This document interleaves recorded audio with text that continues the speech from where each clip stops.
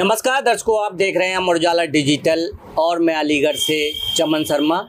गणेश चतुर्थी एक ऐसा त्यौहार है जो पूरे देश में एक साथ मनाया जाता है और भव्यता में मनाया जाता है।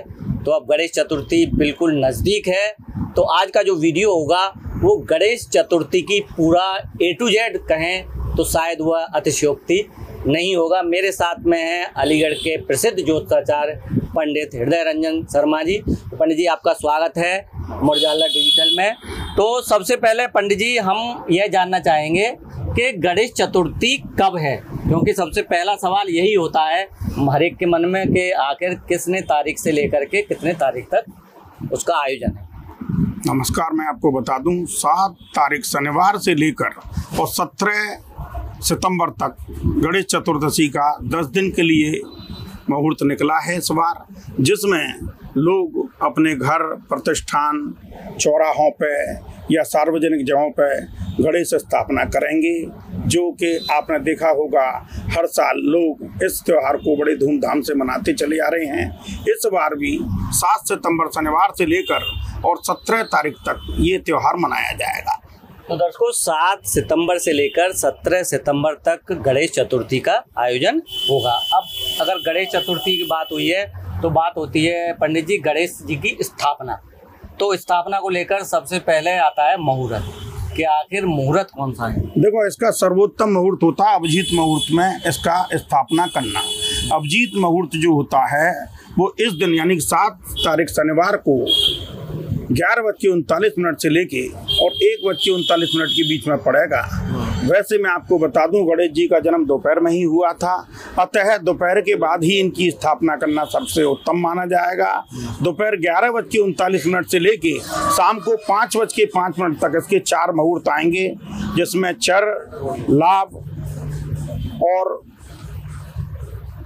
चंचल के मुहूर्त आपको उपलब्ध होंगे, जिसमें घर में माताएं बहनें अपने प्रतिष्ठान पे लोग या सार्वजनिक जगह पे लोग गणेश स्थापना कर सकती हैं। अच्छा पंडित जी, जैसा कि 7 तारीख से लेकर के 17 तारीख यानी कि 10 दिन, तो 10 दिन में क्या क्या एक्टिविटीज़, क्या क्या चीज़ें हमें करनी चाहिए। पहले बात होगी करनी चाहिए, फिर बात करेंगे क्या क्या ना करें। तो उस 10 दिन में हम क्या क्या करें। इन 10 दिनों में सबसे ज़्यादा पहली बात तो ये आती है कि आप अपने घर में सात्विक विचार रखें। किसी भी बुरी चीज़ के त्याग के लिए आप संकल्प करें। घर में किसी भी रोजगार, धंधे पानी, कारोबार के लिए जिसका आप उद्घाटन करना चाहते हैं या उसे प्रारंभ करना चाहते हैं, उसके लिए संकल्प लें। दूसरे नंबर पे अपने परिवार में किसी भी प्रकार के रोग दोष या दिक्कत परेशानियां चल रही हैं, उसके लिए प्रभु को अर्जी लगाएं। अपने घर का वातावरण उन दिनों में नशेबाजी या ऐसी चीज़ों से दूर रहें जिससे भगवान को या आपको किसी प्रकार की दिक्कत परेशानी महसूस हो सकती है। इस समय में कर्ज लेने से बचना है आदमी को। इस समय में स्त्री के संग में गलत व्यवहार करने से आदमी को बचना चाहिए। इस समय में किसी प्रकार के दाब दंप से बचना चाहिए, जिसे कहते हैं किसी का पैसा मार लेना या किसी के काम को हानि पहुंचाना, जिसमें जानवरों को मारना भी एक गलत पक्ष हो सकता है। इसके लिए आपको ध्यान देना होगा। अच्छा पंडित जी, जैसा कि गणेश चतुर्थी की बात करें तो उसमें गणेश जी की जो प्रतिमा होती है उसका ही बहुत महत्वपूर्ण रोल होता है। तो अब बात करते हैं हम गणेश प्रतिमा की। तो गणेश प्रतिमा हम किस रंग की लेके आए, क्योंकि मार्केट में कई तरीके के रंग होते हैं, कई तरीके की होती है। सबसे पहले बात होती है कि किस रंग की लेकर के आए। देखो, ज्यादातर आपने देखा होगा इसके जो रंग आते हैं वो अपनी अपनी सभ्यता के ऊपर निर्धारित होती हैं। कुछ रंग गुलाबी, हरे और पीले कॉम्बिनेशन के आती हैं। कुछ रंग आते हैं कोको कोला, लाल, पीले रंग के, जिसमें हल्का शेड तोतई रंग का होता है। तो सबसे बड़ी बात ये है, प्रतिमा का पहला उद्देश्य होता है कि अगर आप बाजार कोई भी प्रतिमा लेने के लिए जाते हैं तो जिस प्रतिमा को देख के आप आकर्षित हो जाएं, जिसे देख के आप चलते से रुक जाएं, जिसे देख के आपको लगे कि शायद इससे सुंदर तो दुनिया में कोई चीज ही नहीं है, उस प्रतिमा को लाने का विधान घर में कहा गया है। क्यों? भगवान का मतलब होता है जिसे देख के आपका मन मोह जाता है। वास्तविकता में आपने सुना भी होगा, शास्त्रों में लिखा हुआ मैंने भी देखा है कि गणेश जी की प्रतिमा को विसर्जित नहीं किया जाता।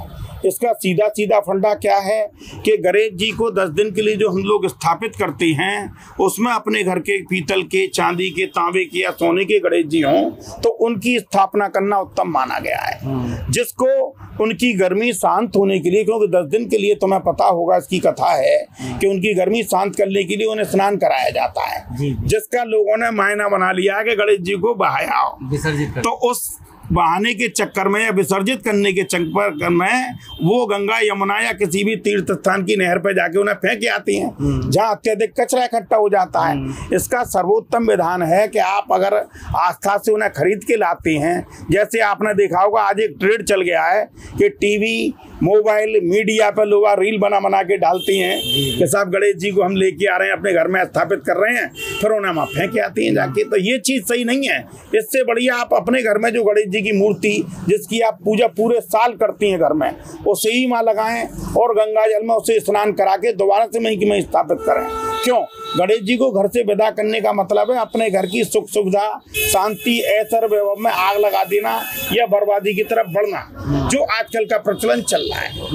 अच्छा पंडित जी, जैसे कि अब बात होती है कि गणेश जी की जो प्रतिमा है वह किस मुद्रा की लेकर के आए, मतलब कि वो खड़े हों, बैठे हों, लेटे हों, तो किस तरीके की मुद्रा की लेके आए जो कि ज्यादा फलदायक? देखो, घरों में जो भी मूर्तियां लगाई जाती हैं पूजा पाठ के लिए, जिन्हें माताएं बहनें पूजा करती हैं, तो उसका फंडा, पहला नियम ये कहता है कि जो भी देवी देवता हो वो बैठी हुई मुद्रा में हो, उसकी जो आकृति हो, उसके जो चेहरे की भंगिमाएं हों वो हंसती खिलती और ऐसी हों जिन्हें देख के आप प्रभावित होते हों, मुस्कुराते हों और आपका मन उस पर से ना हटता हो। क्रोध की मुद्राओं में, मारा पीटी की सी मुद्राओं में, राक्षसों का वध करती हुई मुद्राओं में, या जिसका मुंह खुला हुआ हो या जिसका चेहरा विकृत हो, क्रोध में हो, ऐसी मूर्तियों को घर में लगाना गलत है। और खड़ी हुई मूर्तियां भी घर में नहीं लगाई जाती। भगवान की जो बैठी हुई ही लगाई जाती है। अच्छा। जिसमें भगवान बैठे हुए हों और आशीर्वाद मुद्रा में उनका हाथ आपकी तरफ हो, जिससे कि आप अगर उनकी पूजा अर्चना करती हैं तो उसका संतुष्टिप्रद लाभ भी आपको मिले।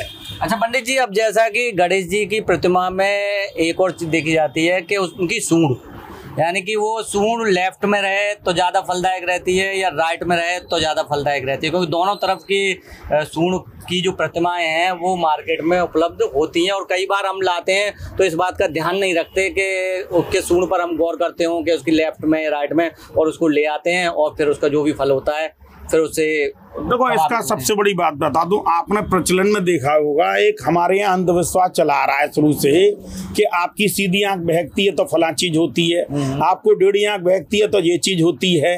अपने अपने पारिवारिक मान्यताओं के आधार पे जैसा कि उन्हें वो सूट करती है, जैसा कि उनके परिवारजन आज तक लेती आई हैं, जैसा कि मेरे भी परिवार में होता है कि जैसे मेरे दादा दादी, माता पिता, परिवार के लोग आज तक जो भी मूर्तियां मेरे संग में लाते रहे, वो उनका मुंह जो था, उनकी जो सूंड थी वो दाईं तरफ वाली थी। तो मेरे परिवार में आज तक दाईं तरफ वाली मूर्तियां ही आती हैं, बहुत से लोगों के यहाँ बाईं तरफ वाली आती हैं। मैंने आज तक जहाँ तक भी देखा है, सार्वजनिक जगह पर लगी हो, चाहे घरों में लगी हो, चाहे दुकानों में या प्रतिष्ठानों में लोग आग लगवाती हैं, आजकल तो हो रहे, तो ज्यादातर दाएं तरफ वाली मूर्तियां ही मेरे प्रचलन में देखने में आती हैं, जो घर, मकान, ऑफिस, स्टोर के लिए शुभ मानी गई है। अच्छा पंडित जी, ये तो बात हो गई उनकी सूंड को लेकर के। अब बात होती है कि अगर हम प्रतिमा लेकर के आते हैं और स्थापित कर रहे हैं तो उसको किस दिशा में स्थापित करें, पूर्व में, पश्चिम में, उत्तर में, दक्षिण में? देखो, गणेश जी की स्थापना के लिए पूर्व और पश्चिम दिशा तो निष्ठ है, क्योंकि इससे अंगारक योग बनता है। अंगारक योग को रखने का मतलब होता है जिन दिनों में आपने गणेश जी की स्थापना पूर्व या पश्चिम की तरफ करी है, उन दिनों में घर में कलेश, लड़ाई या स्वास्थ्य संबंधी समस्याएं बढ़ सकती हैं। गणेश जी की स्थापना करने के लिए जो भी आप मूर्ति लेके आती हैं बाजार से, उससे उत्तर या दक्षिण की तरफ स्थापना करना ज्यादा अच्छा है। जिसमें गणेश जी का मुख जो है वो दक्षिण की तरफ हो, वो ज्यादा अच्छा है, और पूजा अर्चना करने वाले व्यक्ति का मुंह उत्तर की तरफ हो, उससे लाभ की स्थिति बनती है। अन्यथा आप इसे विपरीत स्थिति में भी कर सकती हैं। क्यों? भगवान के ऊपर किसी भी दशा का कोई प्रभाव नहीं पड़ता। ये खामखा की बात है, जिसे खामखा लोग चर्चा का विषय बनाते हैं। हाँ, क्योंकि जो भगवान है वो तो सभी दिशाओं में है, सब कुछ उसी का है। अच्छा, अब बात आती है कि ये तो बात हुई कि कहाँ रखें, किस दिशा में। अब ये बात आती है कि गणेश जी की प्रतिमा को कहाँ ना रखें। घर में ऐसे कौन सी जगह हैं जहाँ पर कि गणेश जी की प्रतिमा को नहीं रखना चाहिए? देखो, ये जो प्रश्न आपने किया ये बहुत अच्छा प्रश्न है। सबसे बड़ी बात बता दूं, देखो जीने लेंटर के नीचे नहीं रखी जाती, टॉयलेट वगैरह के सामने से रखना अपमानित स्थिति में होता है। नाली के ऊपर आप इसे नहीं रख सकती हैं कतई भी। अंडरग्राउंड कोई नाली जा रही हो या गटर हो या कोई सीवर लाइन हो ऐसी, उसके ऊपर नहीं रखी जा सकती है। सबसे ज्यादा प्रयास इसका अच्छा ये होता है कि आप कोई चौकी या पट्टा ऐसा लें या कोई पत्थर ऐसा स्थापित करें जिस पर लाल, पीला, हरा, गुलाबी कपड़ा बिछा के, भगवान की कृपा से उससे फूल इत्यादि वगैरह बिछू के, सेंट, परफ्यूम इत्यादि से लगा के, लाइट वाइट लगा लू के, जैसे आप किसी बच्चे का जन्मोत्सव मनाते हैं उस तरीके से, क्योंकि ये भी तो गणेश जी का जन्म है, तो उस तरीके से आप इसे बनाएं और अपने मन में जो भी भाव आपके में आती हैं अच्छे से अच्छा करने के लिए वो स्थिति आपको लगानी है। अच्छा पंडित जी, जैसा कि घर में प्रतिमा की स्थापना करते हैं, अब देखा गया है कि कई बार गलियों में होती है और जो चौराहों पे होती है, उसके लिए क्या कोई नियम कायदे? देखो, सबसे बड़ी बात, नियम कायदे केवल घर में जो स्थापना करी जाती है उसके लिए होता है। आप सार्वजनिक चीज पे या सामूहिक चीज पे कभी भी अपना नियम कानून लागू नहीं कर सकते, क्योंकि जो उन लोगों की मानसिकता है, जो वो लोग चाहते हैं, समूह में जो इकट्ठे हैं लोग, वो ही चीज मानी जाएगी। उसमें आपका नियम लागू इसलिए नहीं होता क्योंकि 4 लोगों में एक जने की नहीं चल सकती। घर में तो जो घर का मुखिया होता है, माता पिता है, परिवार का मुख्य व्यक्ति है, वो जैसा परिवार में देखता चला आया है वैसी पूजा करते हैं। और संस्कार के लिए मैं आपको एक और बात बता दूं, यह चीज बहुत जरूरी है कि हिंदू सनातनी लोग अपने बच्चों को, जो अब नई पीढ़ियां आ रही हैं, उन्हें ये सारे संस्कार सिखाएं, उन्हें इन पूजा पाठों के विषय में जानकारी दें, चाहे वो मोबाइल के माध्यम से ही हो, जिससे उनके अंदर जन जागृति पैदा हो और वो अपने धर्म के प्रति सुचारू रूप से भाग ले सके। अच्छा पंडित जी, अंतिम सवाल होगा कि गणेश जी को खाना बहुत पसंद है, तो बात आती है कि इन 10 दिनों में गणेश चतुर्थी के दौरान उनको भोग क्या लगाएं? देखो, कायदे से तो प्रतिदिन एक नया भोग लगाना चाहिए। अच्छा। मगर गणेश जी को सबसे ज्यादा पसंद है केला, अच्छा, बूंदी का लड्डू, मोदक, दूसरा मिठाई। गणेश जी को चाहे वो कोई सी भी हो, ज्यादातर मिठाइयाँ वो उन्हें पसंद करते हैं, जिनमें सेब और केला उनके मुख्य फल हैं। आम भी उनका मुख्य फल है। वास्तविकता में आपने देखा होगा आजकल के ज़माने में दिखावे में लोग ड्राई फ्रूट्स और इन चीज़ों का इस्तेमाल ज़्यादा करते हैं। दूसरा, आजकल के ज़माने में एक और चीज़ बढ़ गई, जैसे तुमने देखा हो लोग चॉकलेट वॉकलेट भी भगवान पर चढ़ाते हैं। जबकि आपने देखा चॉकलेट में गाय का मांस भी बना हुआ आ रहा है, जो मैंने मोबाइल टीवी के माध्यम से सुना है। अब सत्यता इसकी क्या है तो मैं भी नहीं जानता, मगर गणेश जी को चॉकलेट वॉकलेट चढ़ाना ये गलत चीज़ है। आप सात्विक चीज़ों को ही चढ़ाएं, वरना माताएं बहनें अपने घरों में जो कतरी वगैरह बनाती हैं, पाग वगैरह बनाती हैं, उसका भी प्रचलन भोग में दिया जाता है। तो दर्शकों, आपने आज इस वीडियो में गणेश चतुर्थी को लेकर इतना कुछ जाना कि शायद मेरे अनुसार कोई भी सवाल बाकी नहीं रह गया होगा।